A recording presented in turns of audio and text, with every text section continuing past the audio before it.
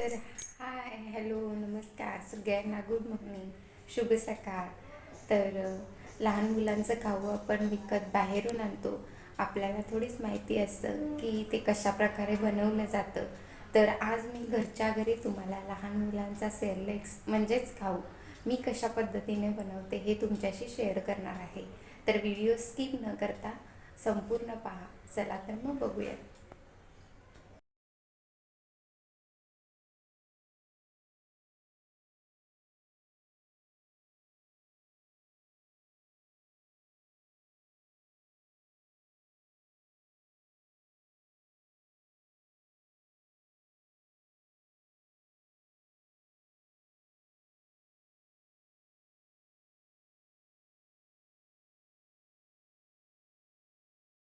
तर इथे मी 2 वाट्या तांदूळ घेतले आहेत, 1 वाटीभर मूग डाळ घेतली आहे, अर्धी वाटी चणा डाळ, अर्धी वाटी तूर डाळ आणि 1 चमचाभर मी उडदाची डाळसुद्धा घेतली आहे.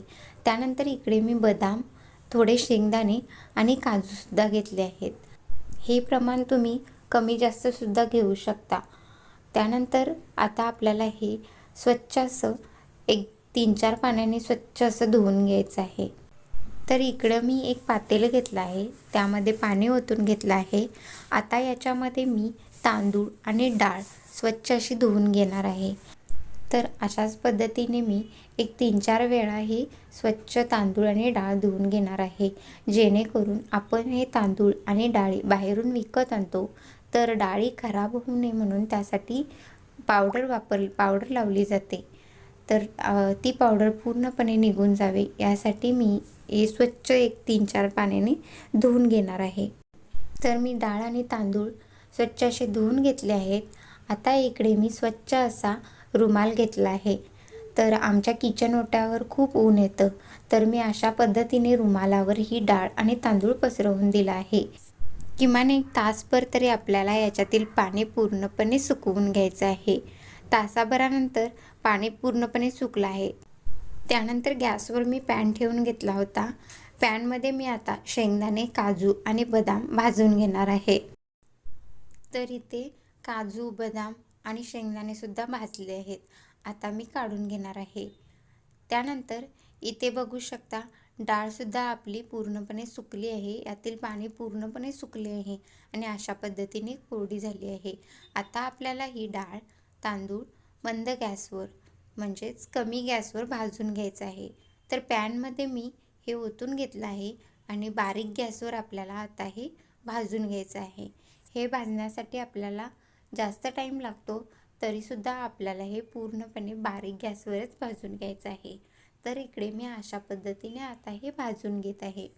हे आपल्याला बारीक गॅसवरच भाजून घ्यायचं आहे, कारण ही पावडर आपण 20 ते 1 महिन्याभरासाठी वापरणार आहोत, म्हणून आपल्याला हे बारीक गॅसवरच भाजून घ्यायचं आहे. तर इकडे बघू शकता मला 20 ते 25 मिनटं लागली होती. तर इकडे आपली डाळ, तांदूळ खरपूस असे भाजले आहेत. त्यानंतर आता मी ताटात ओतून घेतलं आहे. त्यानंतर आपल्याला हे पूर्णपणे थंड करून घ्यायचं आहे आणि थंड झाल्यानंतरच मिक्सरला याची पावडर बनवून घ्यायची आहे. तर पूर्णपणे थंड झाल्यानंतर अशा पद्धतीने बारीक अशी याची मी पावडर बनवून घेतली आहे. तुम्हाला हवा असेल तर तुम्ही चाळूनसुद्धा घेऊ शकता. यानंतर आता मी ही पावडर पॅकबंद डब्यामध्ये ठेवून देणार आहे, जेणेकरून त्याला हवा लागणार नाही आणि ती पावडर आपली 1 महिना तरी टिकेल. त्यानंतर इकडे मी अशा पद्धतीने तीच पावडर 1 चमचाभर पावडर मी पॅनमध्ये घेतली आहे आणि अर्धा ग्लास पाणी त्यामध्ये ओतून घेतलं आहे. आता मी पाण्यामध्ये ही पावडर मिक्स करून घेणार आहे आणि गॅसवरही शिजवून घेणार आहे. तुम्हाला हवा असेल तर याच्यामध्ये तुम्ही तूपसुद्धा टाकू शकता आणि दूधसुद्धा टाकू शकता. तर अशाच पद्धतीने मी माझ्या बाळाला खाऊ घालते. अशा पद्धतीने ही पावडर बनवून ठेवते आणि तिलासुद्धा वापरते. तर इकडे बघू शकता हे शिजलं आहे. आता मी गॅस बंद करून थंड करून घेणार आहे. तर तुम्हीसुद्धा तुमच्या बाळासाठी नक्की ट्राय करून बघा. त्यानंतर आता मी दुसरी पावडर बनवून घेणार आहे. तर त्यासाठी इथे मी 1 वाटीभर मखाना घेतला आहे, 1 वाटीभर ओट्स घेतले आहेत, बदाम घेतले आहेत, पिस्ता आणि काजू घेतले आहेत. तुम्हाला हवा असेल तर तुम्ही अक्रोडसुद्धा घेऊ शकता. त्यानंतर मी गॅसवर पॅन ठेवून घेतला आहे. पॅनमध्ये आता मी मखाना टाकून घेतला आहे. मखाना आपल्याला खरपूस कुरकुरीत होईपर्यंत भाजून घ्यायचा आहे. आपल्याला भाजलेला मकानासुद्धा मार्केटमध्ये मिळतो, पण त्यापेक्षा अशा पद्धतीने घरात भाजलेला मकाना चांगला असतो. तर मी कुरकुरीत होईपर्यंत हा मकाना चांगला असा भाजून घेणार आहे. तर इथे कुरकुरीत असा मखानासुद्धा भाजला आहे. आता मी ते एका ताटामध्ये काढून घेणार आहे. त्यानंतर याच पॅनमध्ये मी ओट्ससुद्धा भाजून घेणार आहेत.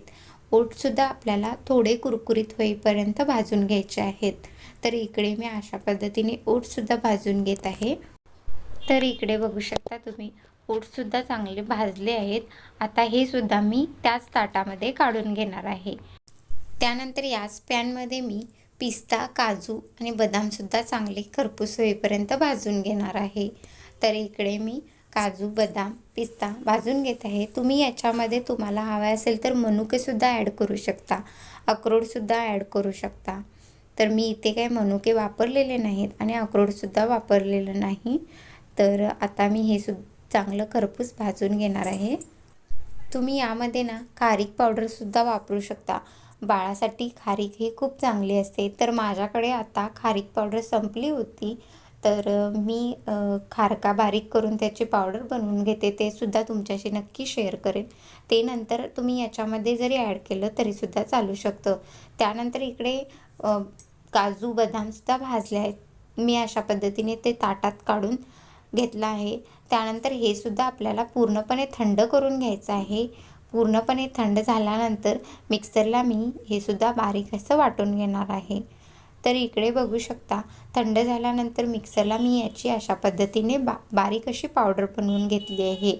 तर ही सुद्धा पावडर मी हवाबंद डब्यामध्ये ठेवून देणार आहे, जेणेकरून ही पावडरसुद्धा आपली 20 ते 25 दिवस टिकते.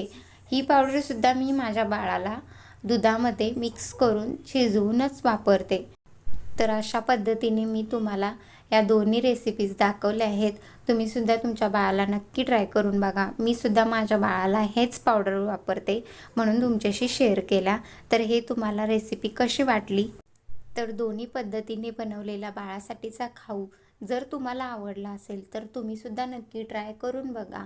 आणि प्लीज माझ्या चॅनेलला लाईक, शेअर आणि कमेंट आणि सबस्क्राईब करायला विसरू नका. आणि कमेंटमध्ये सुद्धा नक्की सांगा तुम्हाला ही पावडर कशी वाटली. तर चला तर मग माझा व्हिडिओ बघितल्याबद्दल सर्वांना धन्यवाद.